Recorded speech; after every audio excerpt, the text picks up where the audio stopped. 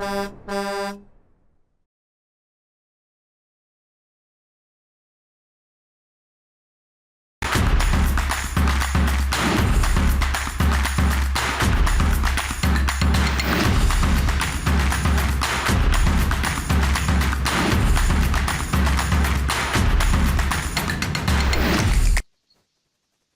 everyone, hi Drea, how are you doing?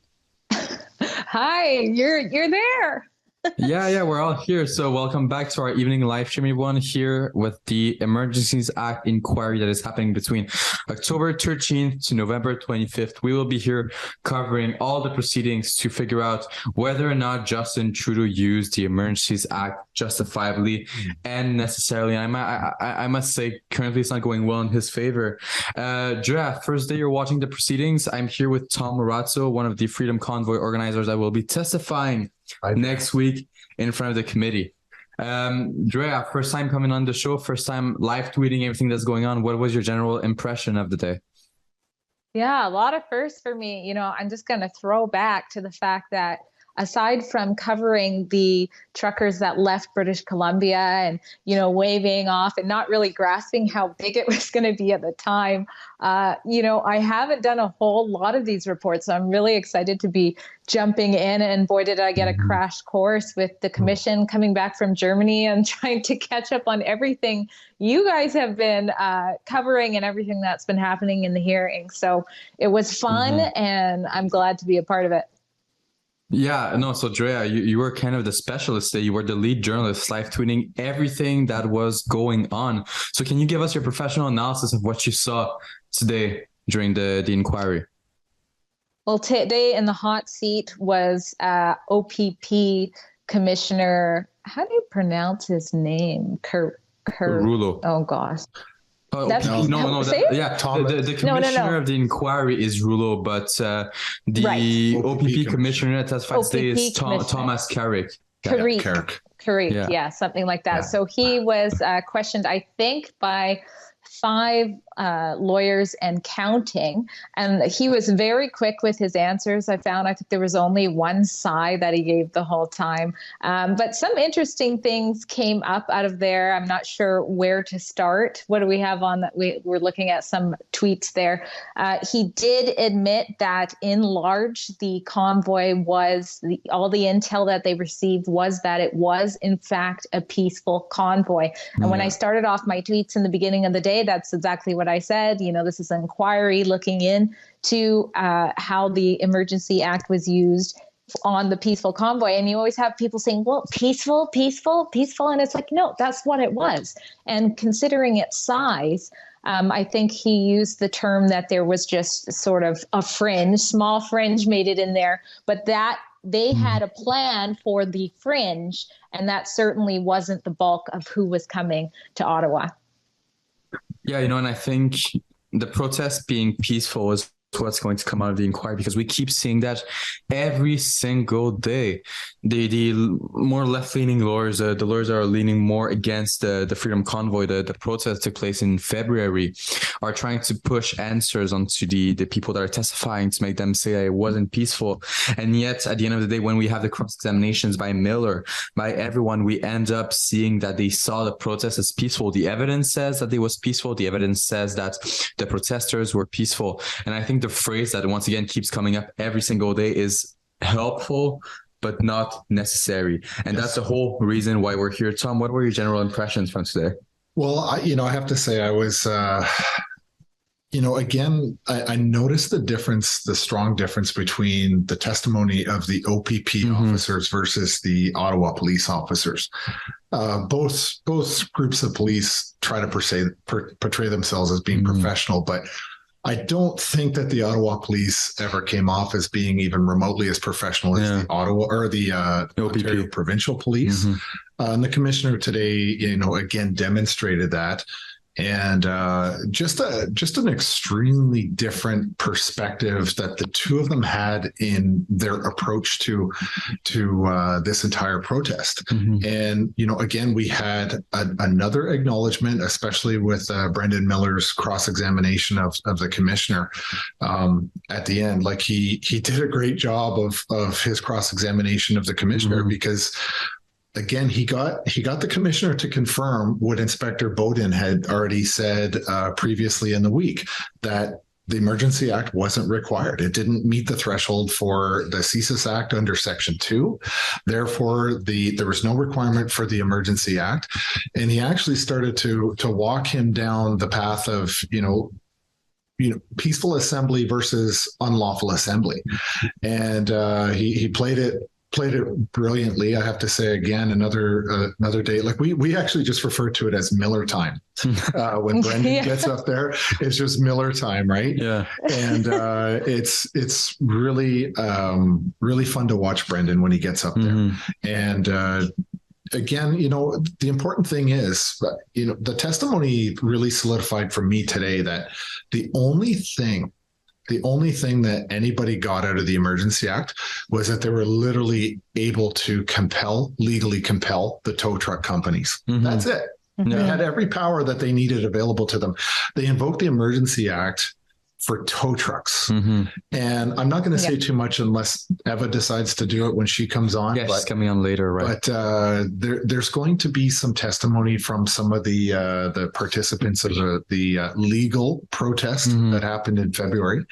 That is really going to contrast what, the need to go and get commandeer tow trucks versus the I would say disproportionate amount of violence that was brought upon the protesters there. Yeah. And I think people are going to be quite disturbed when they hear that testimony. I think tow trucks it's something that we hear a lot talked about in the inquiry. They often talk about the tow trucks, and they talk about compelling tow trucks to actually tow the trucks that were there during the Freedom Convoy.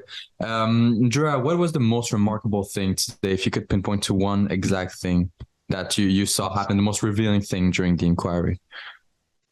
The most revealing thing, I think, was the discussions around the intel. So, we've seen this many times, not even just specific to the convoy, but the freedom movement in general. There's all this hysteria that goes on about what the pro-freedom people might do. And you saw a lot of that through the intel, despite them knowing that at large this is a peaceful protest. They're looking into these different movements and doing all these things. One of the movements that they apparently looked into was the White Lives Matter movement, which I don't know how I missed that movement.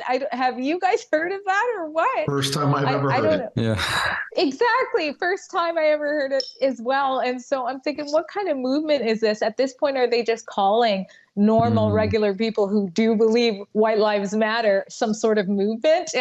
But that was used as reasoning to sort of defend the action. And then also another thing that I've seen just from stories I've covered is that there was concerns in extra police deployed. I believe this was actually in Ontario, maybe for the convoy that was happening there, but they deployed extra police to surround vaccine clinics. And I don't know about you, but I haven't heard of any pro-freedom protesters like doing anything at vaccine clinics. In fact, I covered a protest that was outside of Douglas College in New Westminster because a student wouldn't wear a mask and ended up getting arrested. And so that protest was right outside of the college, and just so happened to be that the college was next door to a vaccine clinic. So what happened was everybody in there was having a heart attack thinking the protest was about them. And the news ran with that story saying that protesters targeted vaccine clinics. There was people coming from their apartment building huffing and puffing about how they're there. And people were like, we're here for Douglas College.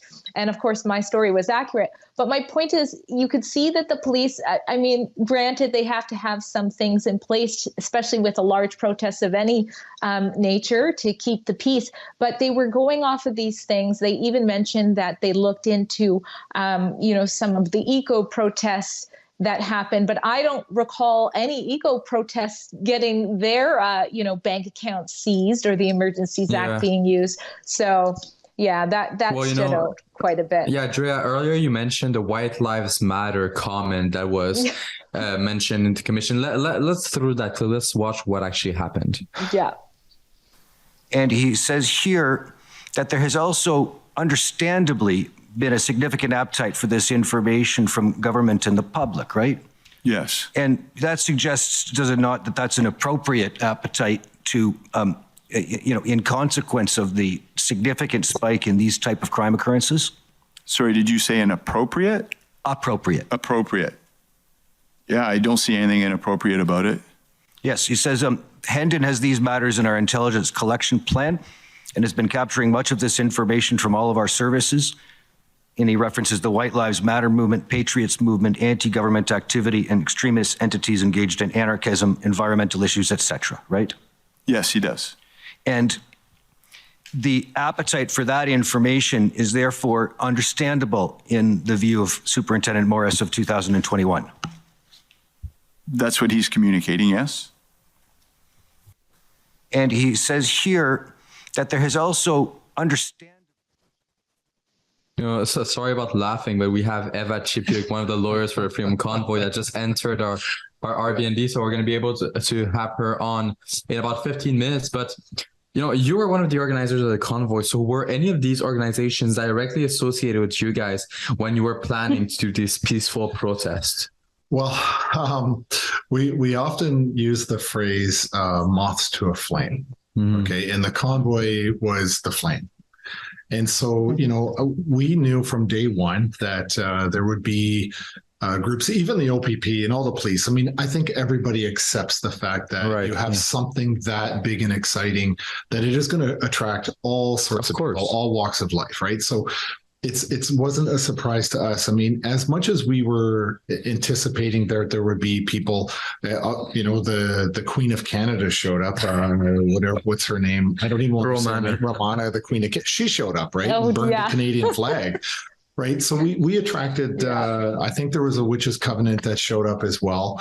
But equally, for people that we were looking at that we wanted to be distanced from, we were also constantly looking for people that would maybe be there as deliberate provocateurs. And I'm happy to hear that so far in the testimony, I haven't heard any discussion about the police trying to do anything like that, but we were kind of on the lookout thinking that there might be deliberately people out there trying to incite a reaction from the convoy.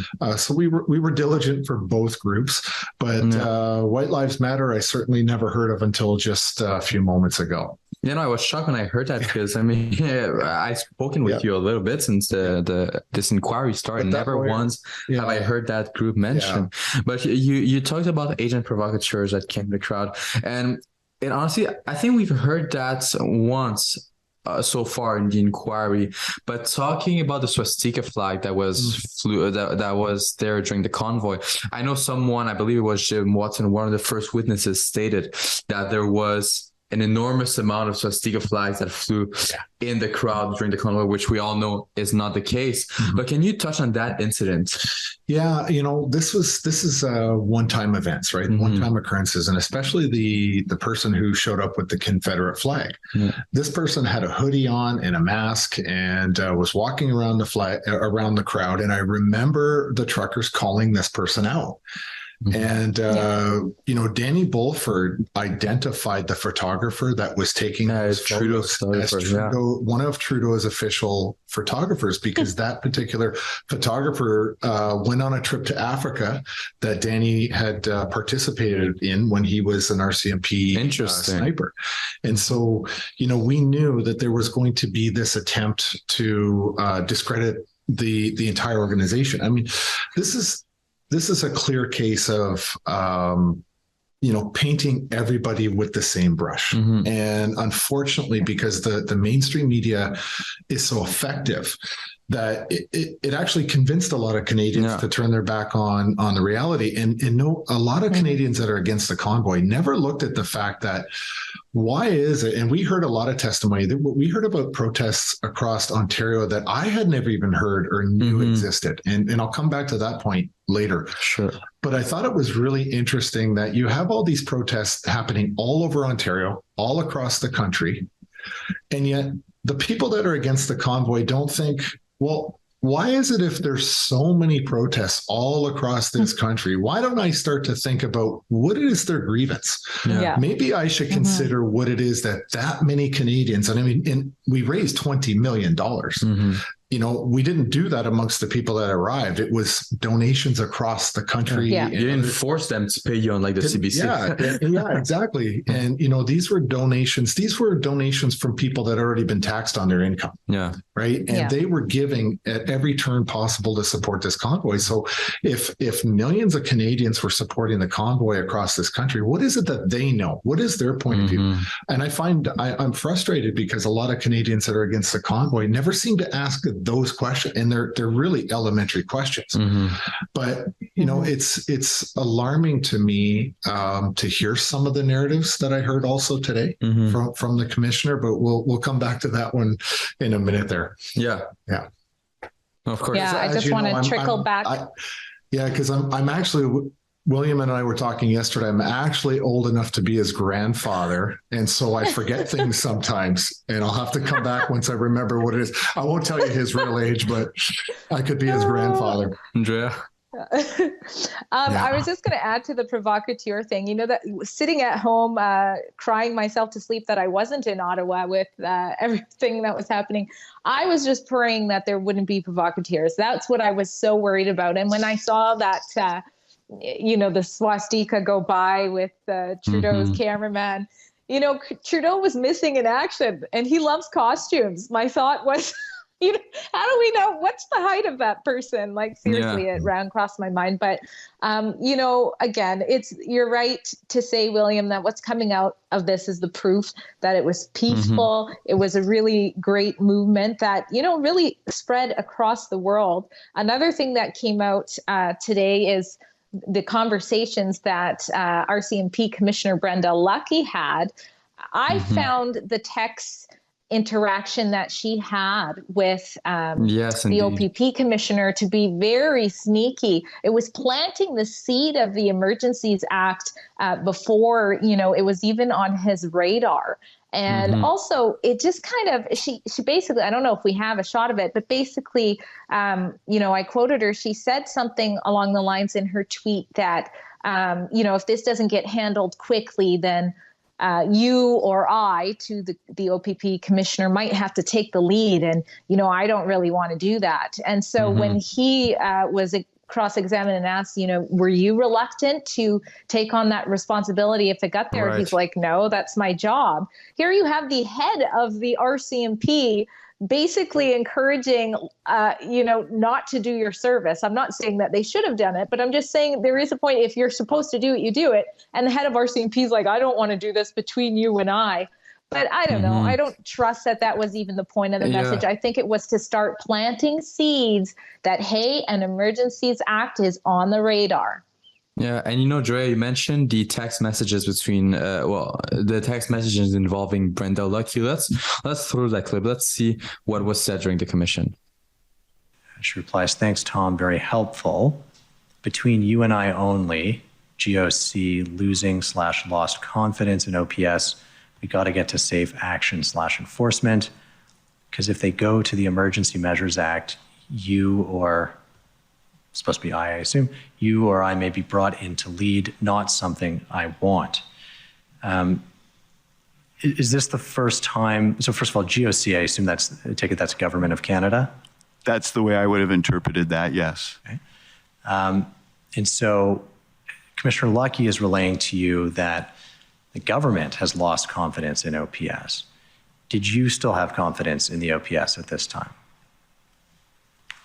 That's a difficult question to answer as to whether I had confidence in the OPS at the time.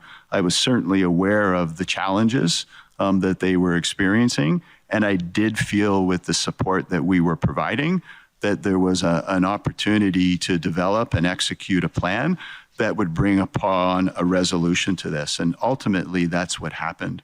And I think it's important not to lose sight of the fact that this whole situation was resolved while preserving life without any serious injury and with preventing any serious damage to critical infrastructure. Yeah, and I think this segues into another discussion. The OPP, this commissioner didn't want to say that he didn't have confidence in the OPP, but the way he was speaking, you could see in which direction he was leaning. And I think this goes to show that everything we're saying about the OPS was true. It was chaos. Mm-hmm. Like they weren't organized. They were less organized than you guys during the convoy, right? Well, it was funny because, he did give an earlier statement where he said that Ottawa has an exceptional reputation across Canada amongst other police forces that having so much experience with protests because it happens so much, which again, I come back to the idea of all the residents of Ottawa that hated the convoy. It's like, this is protest central. Yeah. Yeah, you're living here. You should expect something like this to happen. You don't buy a house beside Pearson International Airport and then complain about airplane noise. This happens in this city all the time in the downtown core. And he was trying to say that, they're extremely have a great reputation for handling protests professionally. But wow, were they ever completely overwhelmed? And I want to sort of reflect on a different point of view as well. It's kind of easy for the OPP to step back and say, hey, we're very objective about this because we don't live here. We don't physically patrol these streets and live here. So they have a different perspective on how they're approaching the policing versus the Ottawa police that are in this area every day. This is their streets, right? They're embedded in it. They're embedded here. This is their turf. And in the comments, I'm not at all surprised by the commissioner's comments about the confidence. He's a police chief. He doesn't have a more hierarchy role in Ontario above the chief of police for Ottawa. So he's trying to be as professional horizontally as he can, right? And so I think he was uncomfortable trying to criticize somebody who's in an equal position that he's in. That's kind of protecting the brotherhood amongst the police, I think, is what he was trying to avoid. Yeah, which I mean, pretty understandable, and he was able to keep his professionalism throughout the day, which I found pretty impressive. And he didn't pander to political points, to political talking points, like we see elected officials do all the time during those here, though. The inquiry, we see them do that all the time. There's truly a difference between the unelected people that go on the stand and talk about their experience with the convoy and the elected representative, like Jim Watson, like this individual, Catherine McKenney. Yes. No gender. I got a question for you guys. I have a quick question for you guys, since you guys have been following it more and I just kind of crashed into it. But when I covered the Mass Casualty Commission into our largest mass shooting in Nova Scotia that happened, there was a lot of finger pointing. It seemed like everybody that testified was just using it as an opportunity to pass the blame on somebody else. Is that happening in this hearing or in these hearings? Yeah, it's happening at a very grotesque pace and level. Yes, absolutely. Yeah. And this is an issue that I take exception with Brenda Lucki. I mean, I've never met the woman, obviously. Like she has served as a police officer for her entire career. I don't have an issue. I don't, I commend her for that. Yeah. But where I really find fault is in her leadership, in the fact that the culture I grew up in with the military was, seek and accept responsibility. And that is not just a catchphrase. That is not something that you say, I'm responsible. I see, I take responsibility for it, but there's no consequence. And I'm finding with her that she is just far too involved with too many national issues. And she claims to be responsible, but she doesn't accept any consequence to that responsibility. So for her, it's really just become a slogan. And of course, this is the type of systemic leadership we're seeing that all three, or throughout every government in this country, all levels of government, they're not actually taking responsibility in a meaningful way. They're not stepping down. They're not resigning. They're not, they're not even so much as falling on their sword for each other. They're just using it as a catchphrase, and they're moving on and keeping their jobs and their pay. And at the federal level, they give themselves a 20% raise in April.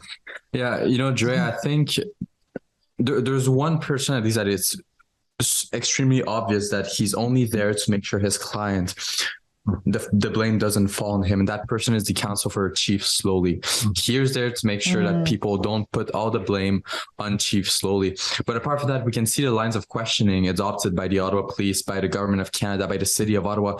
And they don't even focus. I don't feel they're focusing on the reasons behind the invocation of the Emergencies Act.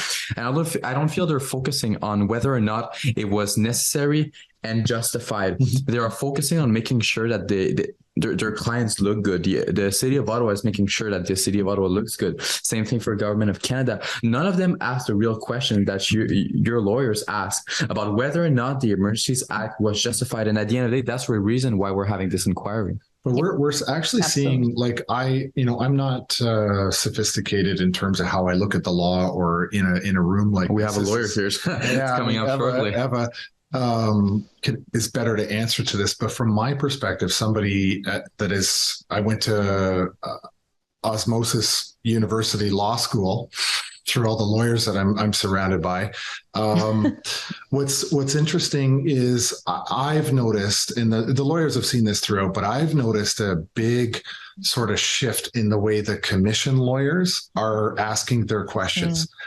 It's perceptible to me now in the audience watching and listening to the questions they're asking. So I would include those. So I would say now there's about 5 groups of lawyers out of the 14 in the room that are all starting to really zero in on specifically why we're there, which is the Emergency Act. And I would say the other 9, it's all about CYA. That's really what they're to do for their clients, is just to cover up. And then, of course, Paul Champ, who is in a different category. Paul Champ is in a category of his own. In a different category. Thank you for joining us, Tom. I have a bunch of other questions, but we have to get going with our next guest. Can I just make one correction? I'm not technically old enough to be his grandfather. He's not old enough to be my grandson. Okay. And if you want to know how to remember, Eva's name, not Eva, just think best lawyer Eva. That's great. All right. Thank you so much for joining us, Tom. Let's throw to a break. Tom. We're going to have Eva.